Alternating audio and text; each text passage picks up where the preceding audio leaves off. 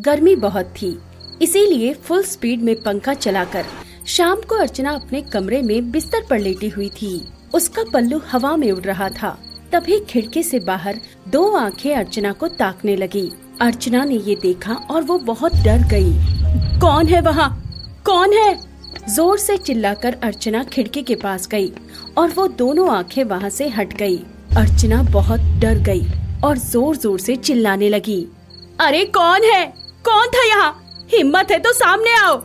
चिल्लाने की आवाज सुनकर अर्चना की सास बिमला और देवरानी अंजलि वहाँ आ गई। क्या हुआ भाभी, आप चिल्ला क्यों रही हो? हाँ बड़ी बहू, क्या बात है? अर्चना ने सब कुछ बताया। तभी वहाँ अंजलि का पति रोहन आ गया। अरे रोहन, तू कहाँ था? बड़ी बहू के कमरे के बाहर से कोई झांक रहा था। मैं थोड़ा बाहर गया हुआ था माँ। इसमें इतना चिंता करने वाली क्या बात है? भाभी को तो लोग देखेंगे ही, इतनी सुंदर जो है। देवर जी तुम भी ना। रोहन की बात सुनकर अर्चना शर्मा गई। अंजलि मन ही मन गुस्सा हो गई। ये आप क्या बोल रहे हो जी? सही बोल रहा हूँ, तू चुप रहा काली डायन। तेरे बाप ने धोखा दिया है मुझे। मेकअप लगवाकर गोरी सजाकर शादी करवा दिया मुझसे। उसके बाद पता चला कि तू गोरी नहीं काली है। रोहन ऐसे क्यों बात करता है छोटी बहू से? रोहन सही ही तो बोल रहा है माँ जी, ये तो धोखा ही है। ठीक है, अगर मुझसे इतनी ही प्रॉब्लम है ना तो मायके छोड़कर आओ मुझे। अरे अभी कहाँ, अभी तो तुझसे घर का काम करवाना है। शादी में जो खर्चा हुआ है उसे वसूलना है। खैर भाभी जी आप चिंता न कीजिए, मैं हूँ यहाँ पर। अगर फिर से कोई खिड़की से झांके ना तो मुझे बताना। तुम कितना ख्याल रखते हो मेरा रोहन, तुम तो बेस्ट देवर हो। तो फिर बेस्ट देवर के लिए चाय बना दो ना। ठीक है, मैं अभी बना के लाती हूँ। रोहन और अर्चना की ये बातें ना अंजलि को हजम होती थी और ना ही बिमला को। देवर और भाभी के बीच में हंसी मजाक होता रहता है, लेकिन रोहन और अर्चना का रिश्ता हंसी मजाक से ज्यादा ही कुछ था। अर्चना का पति रमेश काम के सिलसिले में बाहर रहता था और महीने में एक बार घर आता था, इसीलिए अर्चना भी बहुत अकेली हो गई थी। उसे भी बात करने वाला कोई चाहिए था। रमेश की शादी के बाद अर्चना को देखकर रोहन फिदा हो गया था। उसने मन ही मन सोच लिया था, अरे वाह, मेरी भाभी जान तो मस्त है। मुझे भी ऐसे ही सुंदर बीवी चाहिए। रोहन शादी के लिए उतावला हो गया। वो शादी के लिए जल्दबाजी करने लगा। उधर अंजलि काली थी, इसीलिए उसके पिता परेशान हो गए थे। उन्होंने अच्छे से मेकअप करवाकर अपनी बेटी को रोहन के सामने बिठा दिया। रोहन को अंजलि पसंद आई और उन दोनों की शादी हो गई। लेकिन सुहाग रात बीतने के बाद सुबह अंजलि को देखकर रोहन पहचान नहीं पाया। कौन हो तुम? मैं आपकी नई नवेली बीवी। क्यों, सुहाग रात मनाने के बाद पहचान नहीं पा रहे क्या? हैं?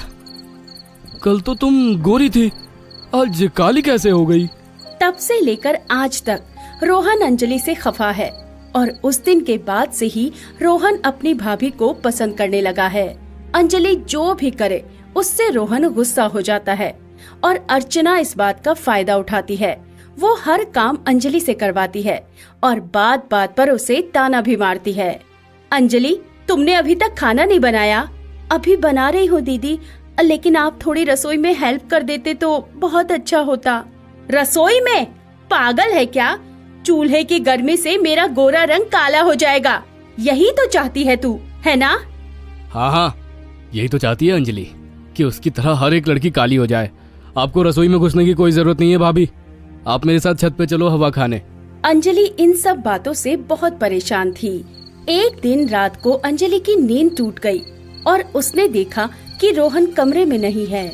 अरे वो कहाँ गए? अब बाथरूम गए होंगे। लेकिन आधा घंटा बीत जाने के बाद भी जब रोहन नहीं आया, तब अंजलि कमरे से बाहर गई और रोहन को घर के बाहर से अंदर आते हुए देखा। अरे आप इतनी रात को घर के बाहर क्या कर रहे थे? उससे तुझे क्या, जा चुपचाप सो जा। अंजलि को कुछ शक हुआ। उसके बाद से अंजलि रात को जागने लगी और उसने देखा कि रोहन हर रात 12 बजे कमरे से बाहर चला जाता है और आधे घंटे बाद वापस आता है। ये हर रात आधे घंटे के लिए जाते कहाँ हैं? लेकिन रोहन के पीछे पीछे जाकर छानबीन करने की हिम्मत नहीं हुई। ऐसे ही चलता रहा। लेकिन एक दिन अंजलि सोई हुई थी। रोहन रोज की तरह 12 बजे कमरे से बाहर चला गया और उसके 5 मिनट बाद अंजलि ने अर्चना की चीख सुनी। अर्चना जोर जोर से चिल्ला रही थी, कौन है? कौन है वहाँ? कौन है? और उसके 2 मिनट के अंदर रोहन घर के बाहर से वापस अंदर आ गया। उसके चेहरे पर डर था, उसका पसीना छूट रहा था। क्या हुआ? दीदी चिल्ला क्यों रही है? मुझे क्या पता। रुको, मैं जाकर पूछती हूँ। बिमला भी उठ गई थी। अंजलि और बिमला अर्चना के कमरे में गई। अर्चना ने कहा, माँ जी, आज भी कमरे के बाहर कोई था। वो बाहर से कमरे के अंदर झांक रहा था। अंजलि ने कुछ नहीं कहा, लेकिन उसे समझ आ गया कि हर रोज रोहन घर के बाहर कहाँ जाता है और क्यों। अंजलि ने मन ही मन सोचा, मुझे तो पहले से ही शक था, रोहन मुझे पसंद नहीं करते हैं, वो अपनी भाभी को पसंद करते हैं। लेकिन मैं अभी कुछ बोलने जाऊंगी तो वो मुझे ही डांट देंगे। अंजलि ने किसी से कुछ नहीं कहा, बस वो अंदर ही अंदर रोती रही। और एक दिन अर्चना रात को जगी हुई थी। उसने बाहर से किसी को अंदर झांकते हुए देखा और तुरंत उसके चेहरे पर टॉर्च दिखाया। रोहन, तुम? रोहन डर गया। भाभी, मुझे माफ कर दो। ठीक है, तुम अंदर तो आओ। रोहन अर्चना के कमरे में गया और कहा, भाभी, आप मुझे बहुत खूबसूरत लगती हो, इसलिए मैं झांकता हूँ आपके कमरे में। आप सोई हुई बिल्कुल परी लगती हो। तो इसमें बाहर से अंदर झांकने वाली क्या बात है? पहले ही बोल देते ये बात और कमरे के अंदर चले आते। आप मुझे कमरे के अंदर आने दोगी? क्यों नहीं, तुम भी मुझे बहुत अच्छे लगते हो। उस दिन से अर्चना और रोहन के बीच में कुछ कुछ चलने लगा। अंजलि को ये बात पता चली, लेकिन वो बेचारी करती भी क्या। वो कुछ बोलती तो उसे रोहन घर से निकाल देता और वो मायके चली जाती तो इलाके में उसके पिता बदनाम हो जाते। अंजलि चुपचाप सब कुछ सहने लगी, लेकिन वो कहते हैं ना कि मुश्किल वक्त पर ही प्यार का असली इम्तिहान होता है। कुछ ही दिन बाद रोहन के पेट में बहुत दर्द होने लगा। रोहन दर्द के मारे बेहोश हो गया। सभी चिंता में पड़ गए और रोहन को अस्पताल में एडमिट किया गया। डॉक्टर ने कहा, देखिए, इनकी 2 किडनी खराब हो चुकी है, इन्हें एक नई किडनी की जरूरत है।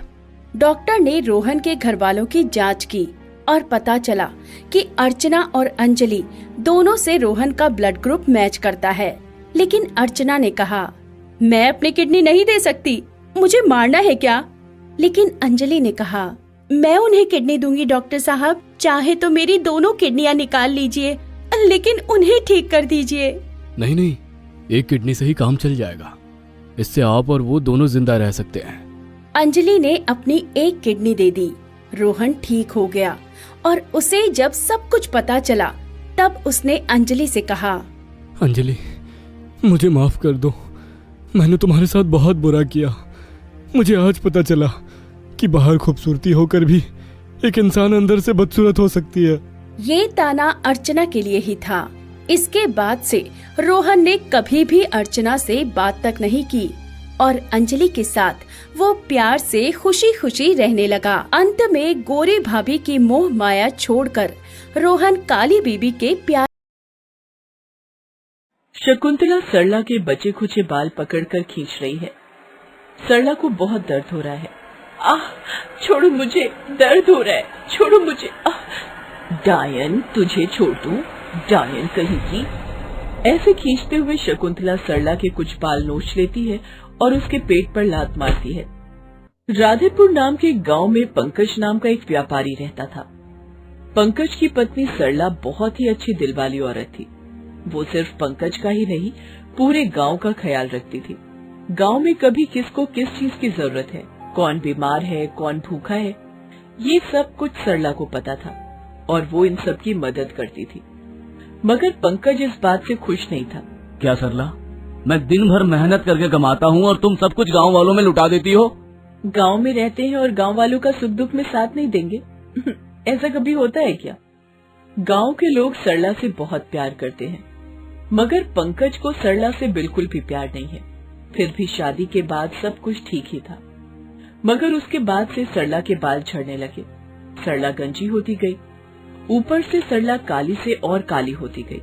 इसीलिए आजकल पंकज उससे ठीक से बात भी नहीं करता है, हमेशा चिड़चिड़ा सा रहता है। ए सरला, मेरा कुर्ता कहाँ है?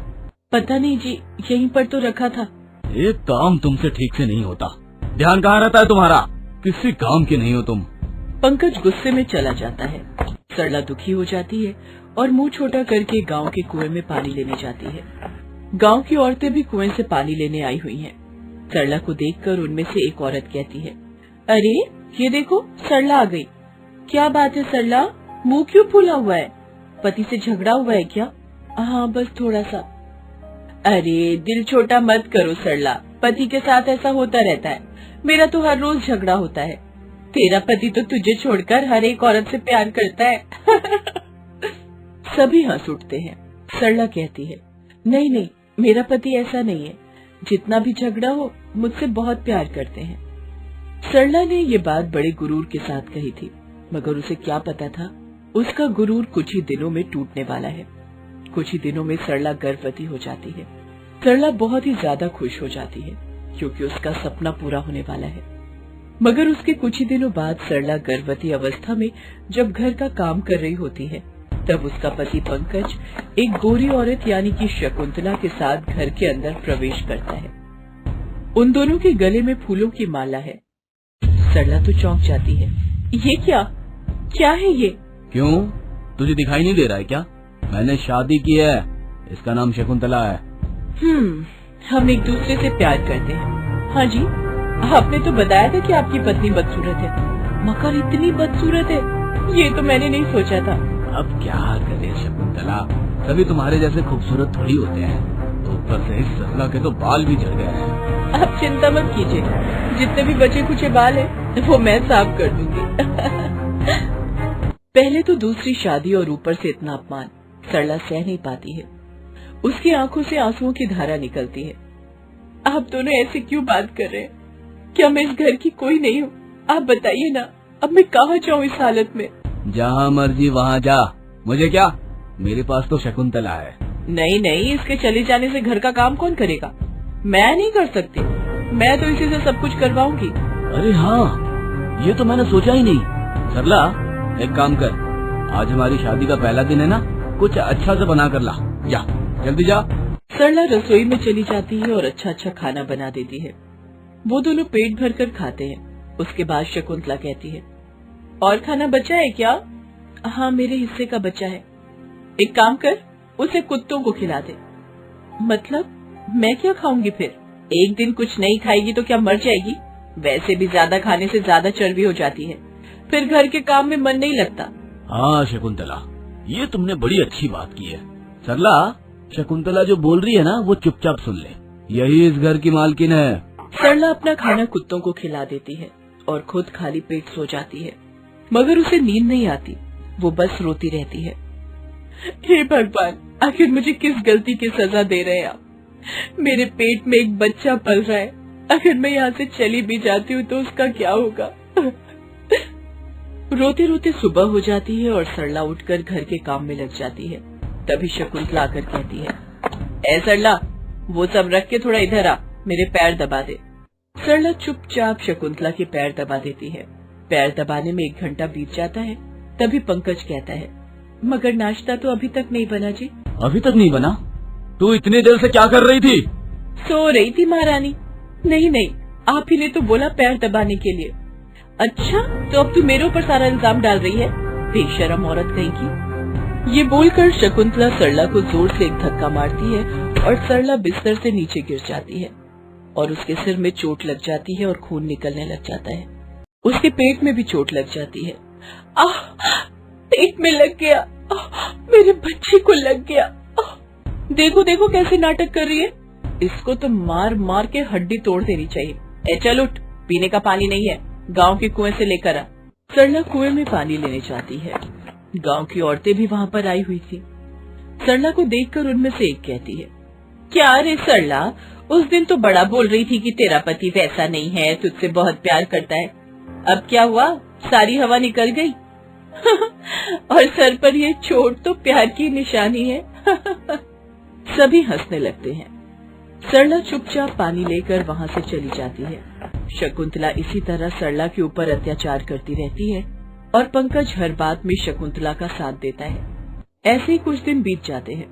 पंकज कुछ दिनों के लिए काम के सिलसिले में बाहर चला जाता है। एक दोपहर को शकुंतला सरला को बुलाती है और सिर पर तेल मालिश कर देने के लिए कहती है। सरला तेल मालिश करने लगती है, मगर कुछ ही देर बाद शकुंतला को सर पर थोड़ा लग जाता है। शकुंतला बहुत गुस्सा हो जाती है और कहती है, अरे करम चली बदसूरत औरत कहीं की, तू क्या चाहती है कि मैं भी तेरी तरह गंजी बन जाऊं? नहीं, मैंने जानबूझकर नहीं किया। चुप कर घटिया औरत कहीं की, बदसूरत डायन कहीं की, ये ले। ये बोलकर शकुंतला सरला के बचे कुचे बाल पकड़कर खींच रही है। सरला को बहुत दर्द हो रहा है। छोड़ो मुझे, दर्द हो रहा है, छोड़ो मुझे। डायन, तुझे छोड़ दूं, डायन कहीं की। ऐसा खींचते हुए शकुंतला सरला के कुछ बाल नोच लेती है और उसके पेट पर लात मारती है और उसे घर से निकाल देती है। दूर हो जा, इस घर से दूर हो जा। ये बोलकर वो दरवाजा बंद कर देती है। सरला वहाँ से चली जाती है। चलते चलते वो एक जंगल में पहुँच जाती है और फूट फूट कर रोने लगती है। हे भगवान, अब मैं क्या करूँ? मेरा क्या होगा? मेरे बच्चे का क्या होगा? सरला रो रही होती है कि इतने में वहाँ एक बूढ़ी औरत आ जाती है और कहती है, क्या हुआ बेटी, रो क्यों रही है?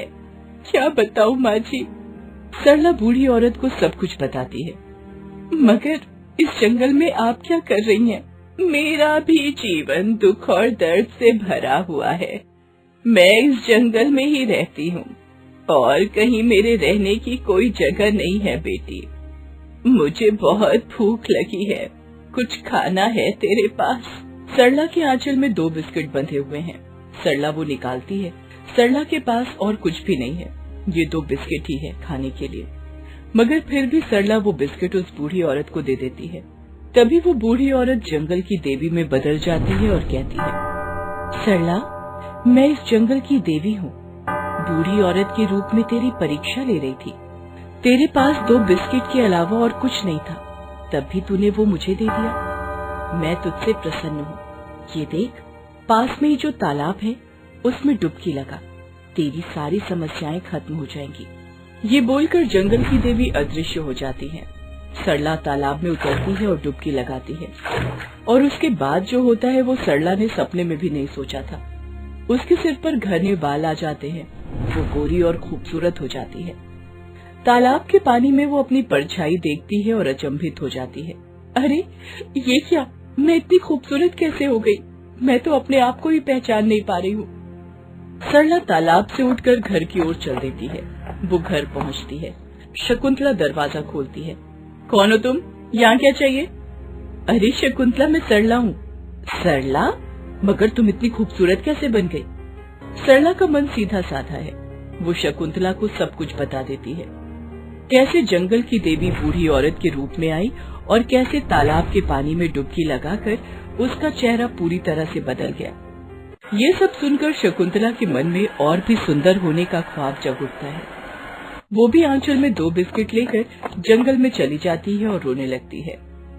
जंगल की देवी बूढ़ी औरत के रूप में आती है और खाना मांगती है। शकुंतला बिस्किट देती है और तभी जंगल की देवी अपने असली रूप में आकर शकुंतला को तालाब में डुबकी लगाने को कहती है।